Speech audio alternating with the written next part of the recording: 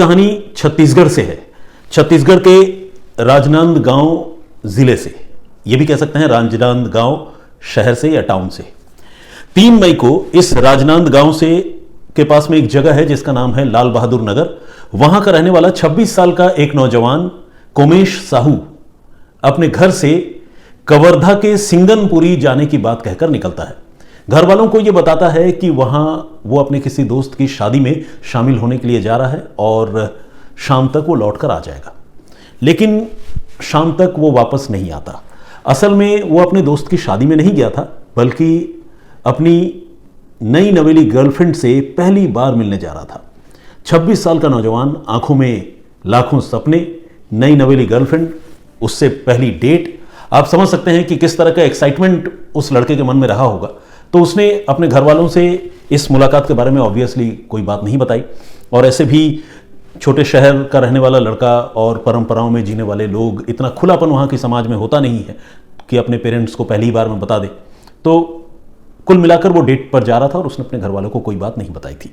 3 मई की शाम को वो घर से निकला, और माफ़ कीजिएगा 3 मई की सुबह को वो घर से निकला और शाम तक आने की उसकी प्लानिंग थी, वापस आने की। लेकिन वो नहीं आया तो घर वाले काफ़ी परेशान हुए। उन्होंने अपने बेटे को फ़ोन किया और फ़ोन करके उन्होंने कोशिश की कि वो अपने बेटे से बात कर लें और पूछे कि भाई कहाँ रह गए, कब आओगे। लेकिन कोमेश का मोबाइल फ़ोन स्विच ऑफ था। अब घर वाले काफ़ी परेशान हुए। वो फ्रेंटिकली कोमेश को फ़ोन करते रहे लगातार, 1 बार 2 बार 10 बार। देर रात तक घर वाले उठकर जागकर अपने बेटे को ट्राई करते रहे कि कभी अगर उसका फ़ोन स्विच ऑन हो तो उससे बात हो जाए। लेकिन सारी कोशिशें बेकार चली गई और कोमेश का फ़ोन स्विच ऑन नहीं हुआ। हार कर अगले दिन यानी 4 मई को, यह इसी महीने की बात है बाय द वे, मैंने आपको शुरू में नहीं बताया था, बस 3 मई कहकर मैंने शुरू कर दिया था। तो this is the matter of this month only. तो खैर 4 मई को अगले दिन घर वाले जो है पुलिस स्टेशन पहुंचे, चिचोला पुलिस स्टेशन, और वहां जाकर उन्होंने अपने बेटे की गुमशुदगी की रिपोर्ट दर्ज करवाई। और उन्होंने बताया कि उनका बेटा जो है वो कवर्धा गया था वहां अपने एक दोस्त की शादी में शामिल होने के लिए, लेकिन उसके बाद उसका फ़ोन स्विच ऑफ हो गया, वो घर भी वापस नहीं आया, हम बहुत परेशान हैं। पुलिस ने भी रिपोर्ट लिखी और पुलिस ने इस मामले की जांच, इस मामले की तफ्तीश चालू कर दी। अभी एक दिन का वक्त और गुजरा, यानी 5 मई की तारीख आ गई, और 5 मई आते आते एक भयानक खबर सामने आई। वो भयानक खबर थी एक नौजवान लड़के के कत्ल की खबर। असल में राजनांदगांव के ही डोंगरगढ़ इलाके में एक गांव है मेढ़ा। इस मेढ़ा गांव के पास जंगली रास्ते पर एक नौजवान की लाश लोगों को पड़ी हुई नजर आई। ये बात है 5 मई यानी 5 मई की। लोगों ने पुलिस को खबर दी, पुलिस फौरन मौके पर पहुंची और पुलिस ने लाश का मुआयना किया। देखते ही यह साफ हो गया कि यह मामला कत्ल का है, क्योंकि लाश पर एक नहीं चाकू के कई निशान थे, यानी चाकू मारकर उस नौजवान की हत्या की गई थी। अब पुलिस ने पता किया कि आसपास के इलाके से अगर कोई नौजवान गायब है तो उसके बारे में जानकारी लेकर उसके घर वालों से कांटेक्ट किया जाए। तो डोंगरगढ़ इलाके की जो पुलिस है उसने जब इसके बारे में पड़ताल करनी शुरू की, इस मरने वाले लड़के की पहचान के बारे में, तो पता चला कि हाँ, चिचोला पुलिस स्टेशन में 25-26 साल के ही एक नौजवान की गुमशुदगी की रिपोर्ट बस एक दिन पहले यानी 4 मई को दर्ज हुई है। अब पुलिस को जब ये जानकारी मिली तो पुलिस ने फिर जो कोमेश है उसके माता पिता से बात की और कहा कि हमें एक लावारिस लाश मिली है और इत्तेफाक से उस मरने वाले लड़के की उम्र भी उतनी ही है जितने आपके बेटे की है, तो एक बार प्लीज़ आइए और ज़रा देखिए कि वो डेड बॉडी आपके बच्चों की है, आपके बच्चे की है या नहीं। हालांकि ये बात कहना आप समझ सकते हैं कि कितना मुश्किल रहता होगा पुलिस वालों के लिए, और किसी भी माँ बाप के लिए ये अल्फाज सुनना वो कितनी तकलीफदेह बात होती होगी। लेकिन हालात कई बार ज़िंदगी में ऐसे पैदा हो जाते हैं कि इंसान उनसे भाग नहीं सकता, ना पुलिस वाले भाग सकते हैं ना घर वाले भाग सकते हैं। तो खैर कोमेश के घर वाले आए और उन्होंने लाश देखी, और लाश देखते ही घर वाले बेहोश होकर गिर पड़े। आप समझ सकते हैं ये लाश जो है कोमेश की ही थी, उस कोमेश की जो 2 दिन पहले अपने घर से अपने दोस्त की शादी में जाने की बात कहकर रवाना हुआ था, निकला था, लेकिन उसके बाद ऐसा गायब हुआ कि फिर अब उसकी लाश सामने पड़ी थी और लाश पर चाकू के कई निशान थे और बहुत ही बुरे तरीके से, विभत्स तरीके से उसकी हत्या की गई थी। अब गुमशुदगी का ये मामला कत्ल के मामले में तब्दील हो चुका था और राजनांदगांव पुलिस के सामने इस कत्ल के पेचीदा मामले को सुलझाने की एक बड़ी चुनौती थी। पुलिस ने इस मामले की छानबीन शुरू की, इस मामले की जांच शुरू की, आईपीसी की धारा 302 के तहत कत्ल का मुकदमा लिखा और सबसे पहले पुलिस ने कोमेश का मोबाइल नंबर पता लगाया, उसके मम्मी पापा से पूछा और उस मोबाइल नंबर को जो है बेसिकली मोबाइल फ़ोन को पुलिस ने ट्रेस करना शुरू किया, सर्विलांस पर लगा दिया। अब पुलिस ने जैसे ही ये कोशिश की तो पुलिस को बहुत जल्द कामयाबी मिल गई। मतलब 5 या 6 तारीख को ही पुलिस को इस मामले में पहली लीड मिली। पहली लीड यूँ मिली कि पुलिस ने जैसे ही मोबाइल फ़ोन को सर्विलांस पर लगाया, उसकी ट्रेसिंग की, तो पुलिस ने देखा कि वो फ़ोन जो है उसी मेढ़ा गांव पे ही उसका लोकेशन दिख रहा है, उसी मेढ़ा गांव में उसका मोबाइल फ़ोन ऑन है जिस मेढ़ा गांव के पास में कोमेश की हत्या करके लाश फेंकी गई थी। पुलिस को लगने लगा कि ज़रूर वो फ़ोन कातिल के पास ही होगा और अब इस मामले को सुलझाना बस अब मामूली बात है, तुरंत ही हम पकड़ लेंगे। पुलिस फौरन पहुंची उस पर्टिकुलर जगह पर, उस लोकेशन पर जहां कोमेश का मोबाइल फ़ोन अभी ऑन दिखा रहा था और पुलिस ने उसके मोबाइल फ़ोन के साथ सोनू सिन्हा नाम के 22 साल के एक लड़के को धर दबोचा। सोनू फ़ोन के साथ पकड़ा तो गया, लेकिन पुलिस को देखकर वो हक्का बक्का रह गया। उसे समझ में नहीं आ रहा था कि ये क्या हो गया। पुलिस ने कहा कि ये मोबाइल फ़ोन तुम्हें कहाँ से मिला? जिसका मोबाइल फ़ोन है उसकी हत्या हो चुकी है। सोनू के तो पैरों तले ज़मीन खिसक गई। उसको लगा कि भाई ये कैसे हो गया। उसने कहा कि फ़ोन किसका है मुझे ये भी नहीं पता, हत्या हुई है या नहीं ये भी नहीं पता, लेकिन मैं इतना बता सकता हूँ कि मुझे ये फ़ोन मेरे दोस्त मोनू ने दिया है। अब पुलिस ने पूछा मोनू कहाँ है? तो सोनू ने बताया कि बस यहीं गांव में ही रहता है, आइए मोनू से मिलवाता हूँ। तो खैर मोनू से वो मिलवाने के लिए लेकर गया या पुलिस उसके बताए मुताबिक मोनू के पास खुद पहुँची, ये तो मुझे नहीं पता, ये इन्वेस्टिगेशन का पार्ट है। लेकिन अब पुलिस जो है मोनू तक पहुँच चुकी थी, उस मोनू तक जिस मोनू ने कोमेश का मोबाइल फ़ोन सोनू को दिया था। अब मोनू से पुलिस ने पूछताछ शुरू की और कहा कि भाई कोमेश का फ़ोन तुम्हें कैसे मिला और तुमने वो फ़ोन लेने के बाद अपने दोस्त सोनू को क्यों दे दी?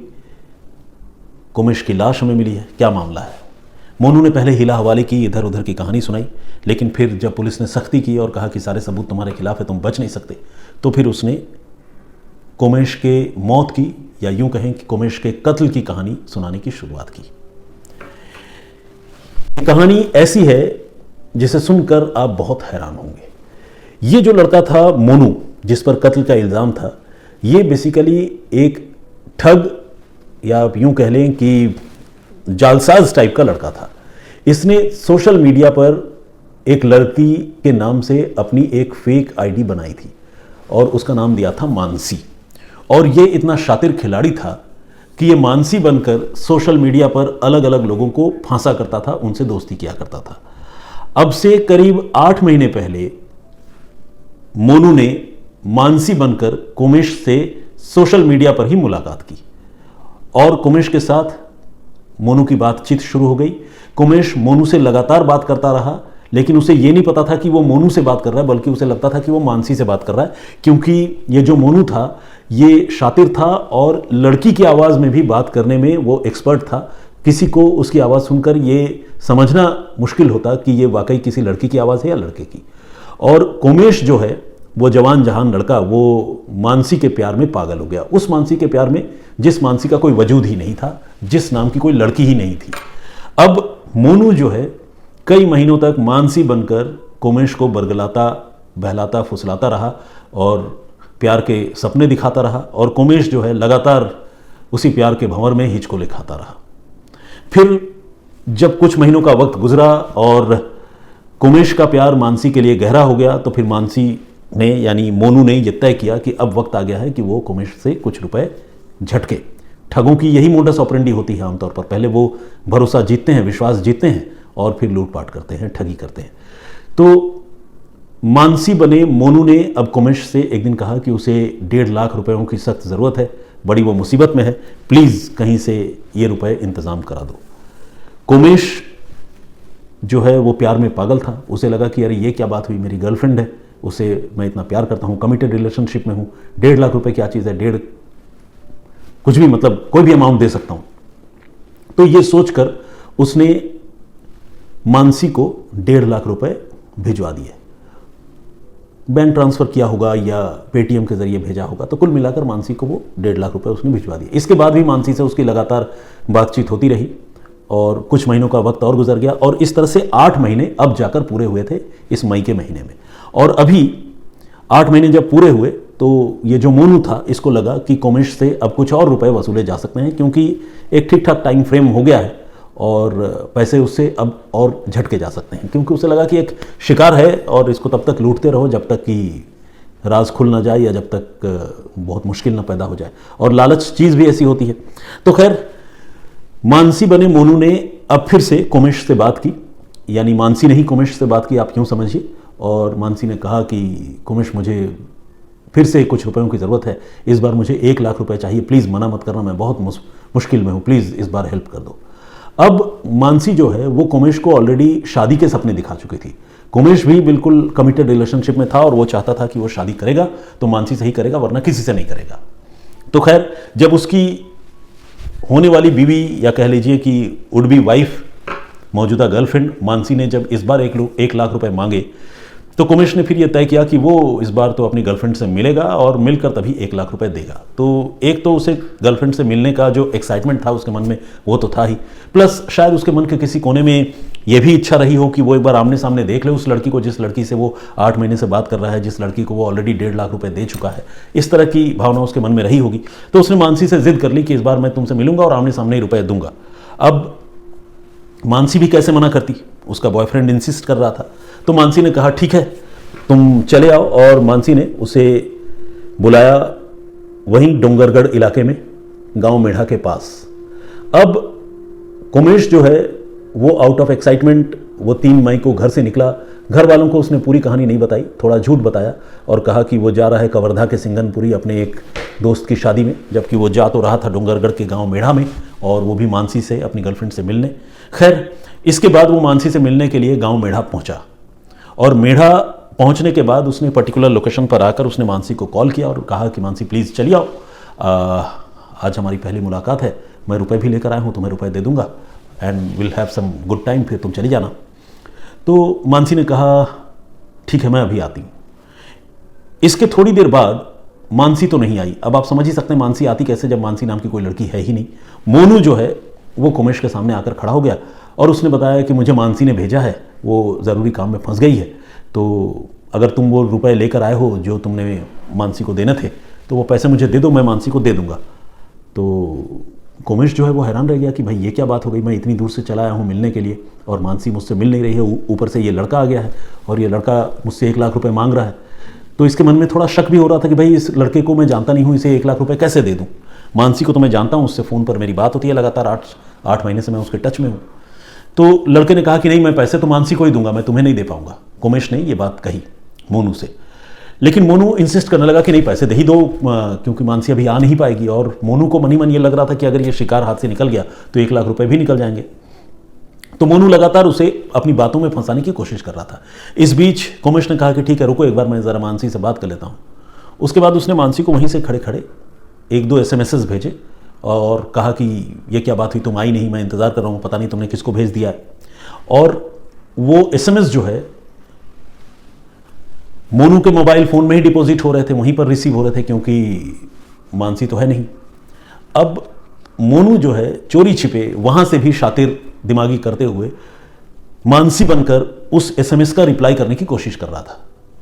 थोड़ा दूर हटकर किसी दुकान के कोने से वो रिप्लाई करने की कोशिश कर रहा था।